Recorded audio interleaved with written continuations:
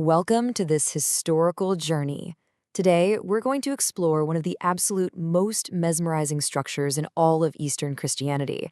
Situated just 5 kilometers east of the city of Mardin in southeastern Turkey, there's this sprawling complex that has literally been continuously evolving since 4500 BC. We're talking about the Deir Al-Zafaran Monastery. But listen, this isn't just a building, it's a literal time capsule of human civilization, built layer by layer in yellow limestone over thousands of years. Okay, let's dive into this, because the name itself tells a really beautiful story. Deir al-Zafaran translates directly to the Saffron Monastery. Now, you might be wondering, why name a massive, ancient stone complex after a delicate flower?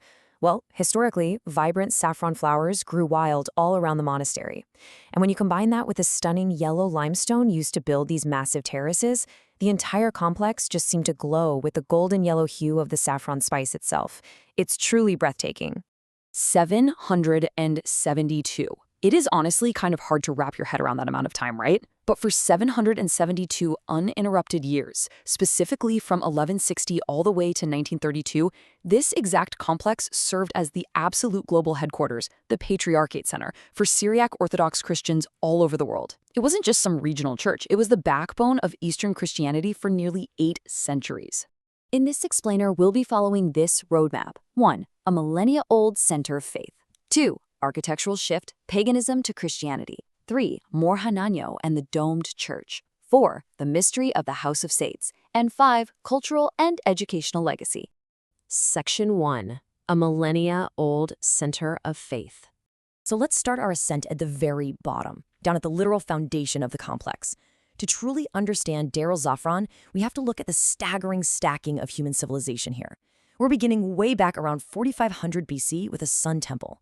Fast forward a bit, and the Romans are actually using this exact spot as a military fortress. Then, as the Romans withdraw in the 5th century, it transforms into a Christian monastery. By 793 AD, it undergoes a massive restoration. By 1160, it's the global Patriarchate Center. And then in 1879, it adopts groundbreaking modern technology. I mean, it is thousands of years of human evolution, all stacked vertically on one single site.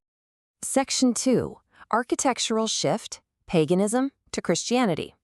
Now, let's take a look at the fascinating physical evidence left by the earliest inhabitants here.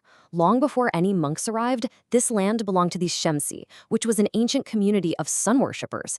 Down in that foundational level, you'll find their old sun temple. The ceiling down there is completely flat. Now, how did they do that without modern support beams? Well, and this brilliantly illustrates what we call compression architecture. They carved these massive stones, interlocked them perfectly, kind of like puzzle pieces, and used a keystone logic. There is absolutely no mortar, no cement holding any of it together. The ceiling simply supports itself through sheer physical compression. It's genius! But what happens when a new faith takes over? Well, the pagan Sun Temple featured these very specific east-facing windows, designed entirely to catch the first rays of the rising sun for worship. Then, in the early 5th century, Christian founders Saint Mor Schleiman and his followers, along with Mor Evgen, came along. But they didn't tear it down. Instead, they built their Christian monastery directly on top of it. They transformed the pagan foundation into a sanctuary, literally building their new world right on the shoulders of the old one. Section 3. More Hananyo and the domed church. From those ancient pagan foundations, we're now going to physically move upwards into the absolute heart of the complex, which is the main domed church. Now, while the monastery is popularly known as Saffron, its official historical name is actually the More Hananyo Monastery. So who was he? Well, More Hananyo was the metropolitan who, in 793 AD, looked at the existing structure and envisioned something much, much grander. He led a massive restoration, adding new churches, defensive walls, and rooms. His vision so radically transformed and expanded the site that it proudly carried his name for centuries. Now, what's really interesting here about the main More Hananyo church, which was originally built earlier around 500 AD, is the collaboration behind it. It was funded by the Byzantine Emperor Anastasios I, but the true masterminds were entirely local. 2 Syriac architect brothers, Theodosios and Anastasios, designed this marvel. They utilized a cross-plan architecture, so it's square on the outside but cross-shaped on the inside, sitting beneath a towering dome. And they just filled it with exquisite Syriac stone carvings, ancient stone reading lecterns, and this breathtaking walnut altar that's heavily adorned with ivory and pearl inlays. It is an absolute masterpiece of local craftsmanship. Section 4. The Mystery of the House of Saints.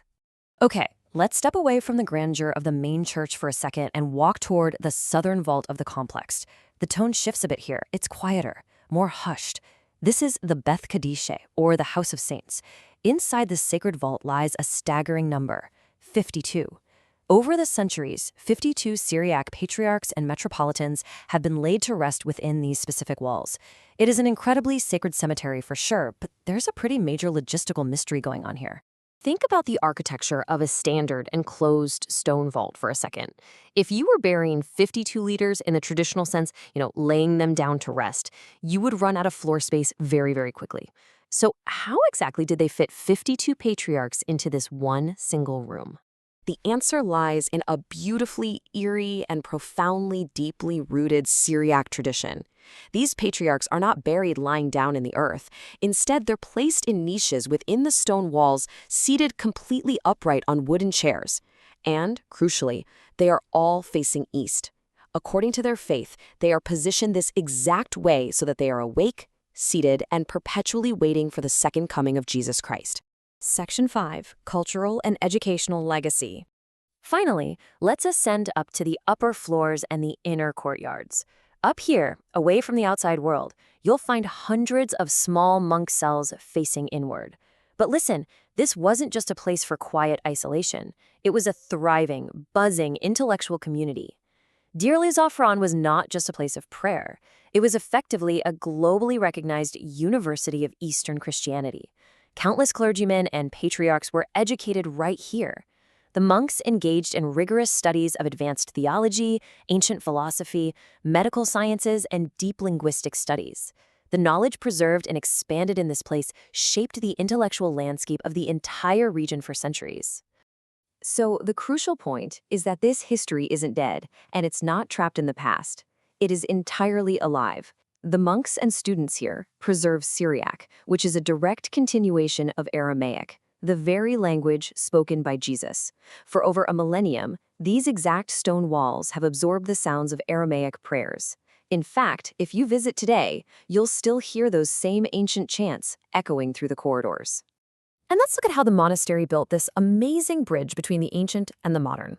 On one side of their library, they meticulously preserved thousands of years of handwritten, beautifully illuminated Syriac Bibles and theological manuscripts.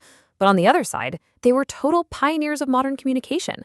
In 1879, they purchased a printing press from England, brought it all the way to this remote monastery, and set up one of the very first printing presses in the entire region, churning out countless works in Syriac, Arabic, and Ottoman Turkish.